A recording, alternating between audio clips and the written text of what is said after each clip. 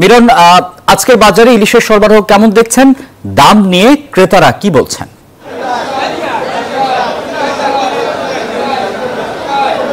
ধন্যবাদ আসিফ, আপনি ঠিকই বলেছেন যে নিষেধাজ্ঞার পরে ধারণা করা হচ্ছিল যে ইলিশের সরবরাহ বাড়বে, কিন্তু প্রথম 2 দিন সরবরাহ পর্যাপ্ত থাকলেও এখন কিন্তু ইলিশের আকাল দেখা দিচ্ছে। যদিও বরিশাল হচ্ছে ইলিশের বাড়ি কোথায়, বরিশাল চাঁদপুর, সেই বরিশাল চাঁদপুরে কিন্তু ইলিশের সরবরাহ অনেকটাই কম।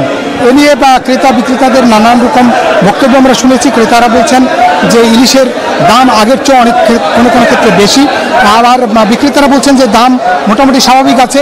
যদি একজন বিক্রেতার সঙ্গে যদি একটু কথা বলি, ইলিশের দাম কীরকম এখন? আজকে মোটামুটি স্বাভাবিকের ভিতরে আছে। কালকে 27-28 গেছে, আজকে 26,000। এখানকার বিক্রেতারা বলছে দাম মোটামুটি স্বাভাবিক রয়েছে, কিন্তু ক্রেতারা বলছে যে দাম নাগালের বাইরে। তবে এখন যেহেতু শীতের মৌসুম পড়ছে, সুতরাং ইলিশের সরবরাহ একটু কমে যাবে। তবে নিষেধাজ্ঞা যেহেতু সফল হয়েছে, আশা করা যাচ্ছে আগামী যে মৌসুম, সেই মৌসুমে ইলিশের সরবরাহ বাড়বে এবং তখন কিন্তু নাগালের মধ্যে, অর্থাৎ দাম নাগালের মধ্যে থাকবে। আমাদের মৎস্য বিভাগ যেমনটা বলেছে যে এবার ইলিশের যে সরবরাহ সেটি বাড়বে এবং তাদের যে লক্ষ্যমাত্রা, সেই লক্ষ্যমাত্রার চেয়ে বেশি ইলিশ মিলবে বরিশালে, এমনটাই বলছেন তারা। তবে আমরা যে বাজার ঘুরে দেখেছি, সকালবেলা ইলিশের সরবরাহ কিছু বেশি থাকলেও এই মুহূর্তে কিন্তু ইলিশের সরবরাহ সেরকম তার নেই বললেই চলে।